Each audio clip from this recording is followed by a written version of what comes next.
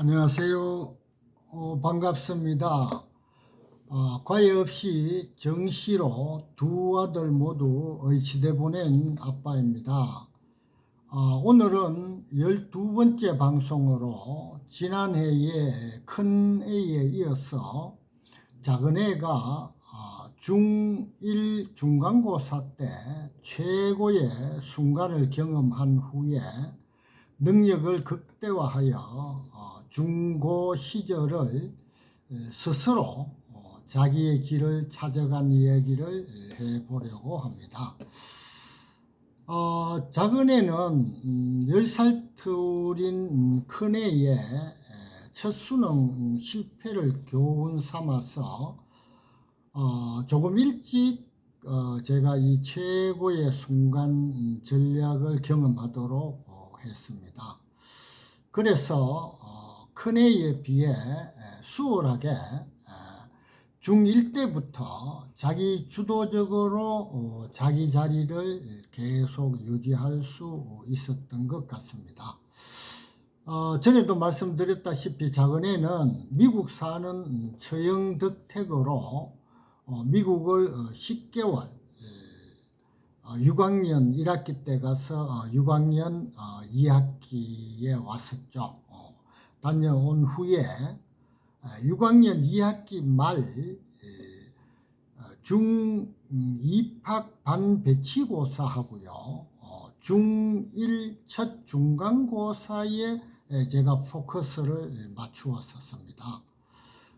그 노력의 결과로 중1 반 배치고사에서 전교생 376명 중에 전교 2등을 했었고요.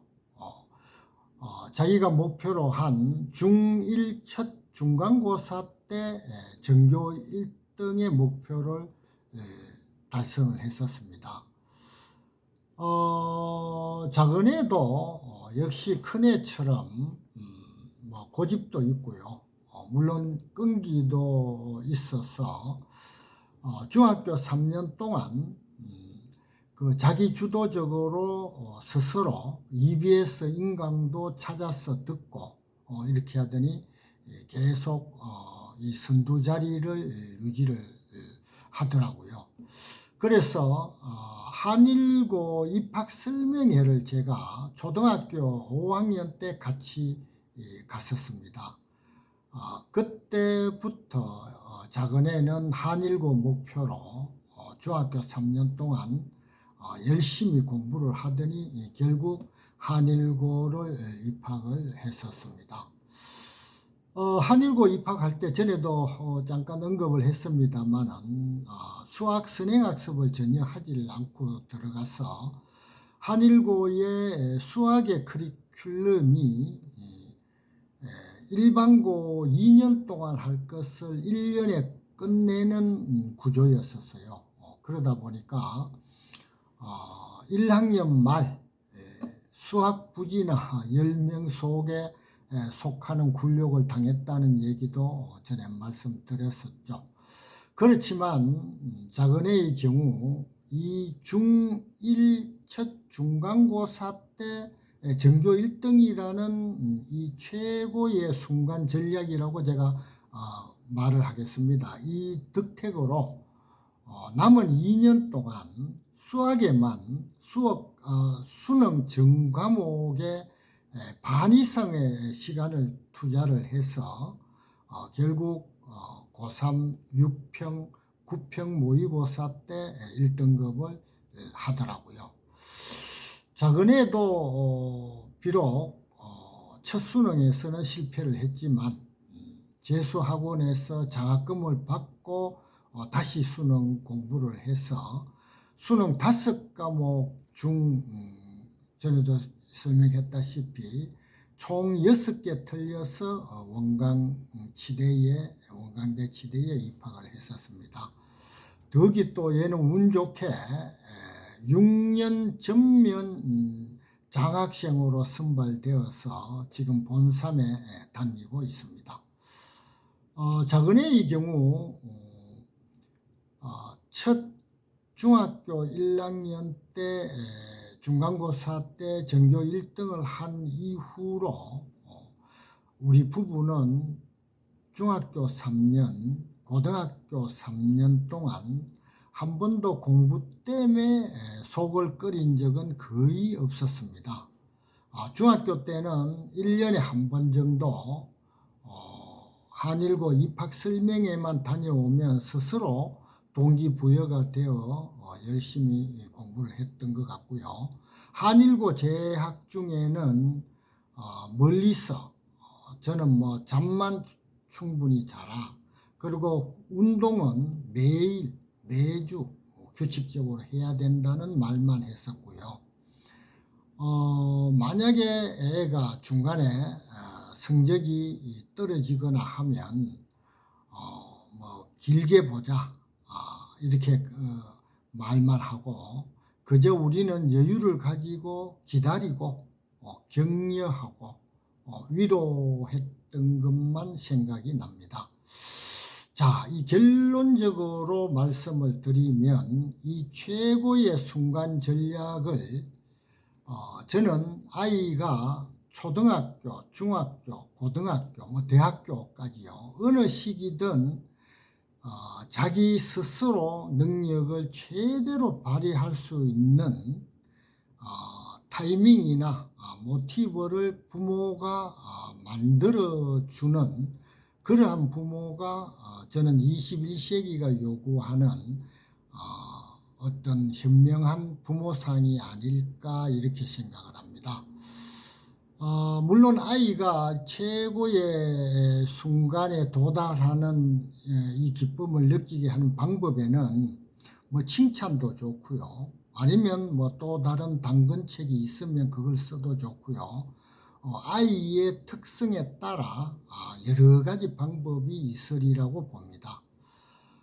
우리 인간은 누구나 다 불완전한 존재죠. 아이의 앞으로 인생에 수많은 아마 고난이 뒤따르리라고 봅니다.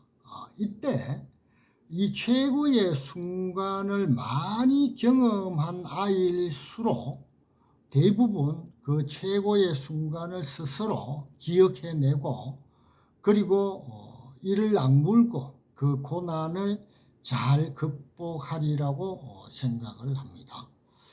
저는 생각에 이 최고의 순간 전략 활용은 언제라도 관계없습니다. 초, 중, 고, 대중.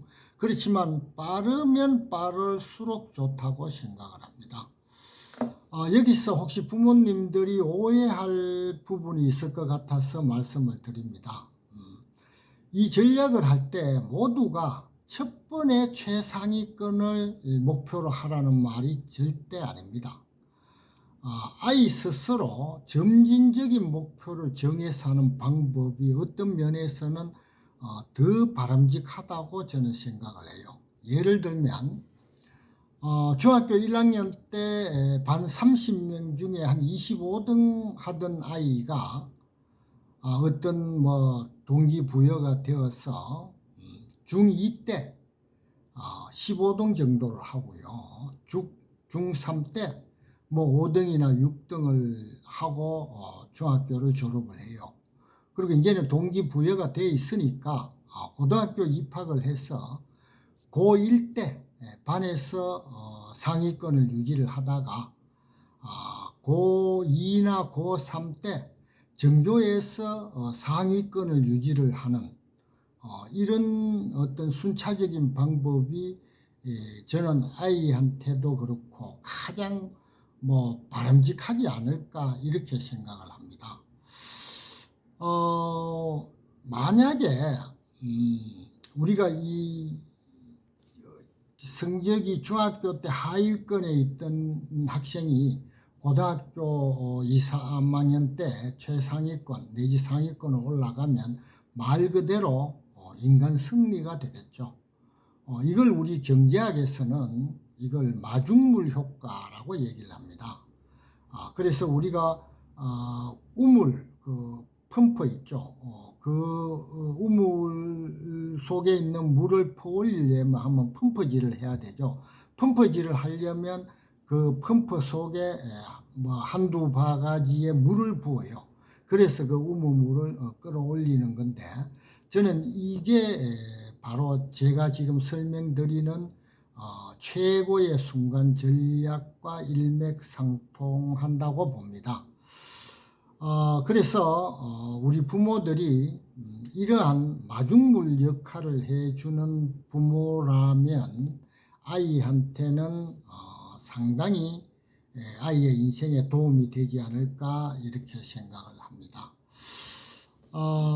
이번 시간에는 우리 작은 애가 중1 첫 중간고사 때 최고의 순간을 경험한 후 스스로 능력을 극대화하여 자기의 길을 찾아간 이야기를 제가 말씀을 드렸습니다. 다음 시간에는 우리 애 둘의 사춘기 극복한 얘기를 2회에 걸쳐서 한번 해보려고 합니다. 그럼 다음 방송 때까지 안녕히 계십시오. 감사합니다.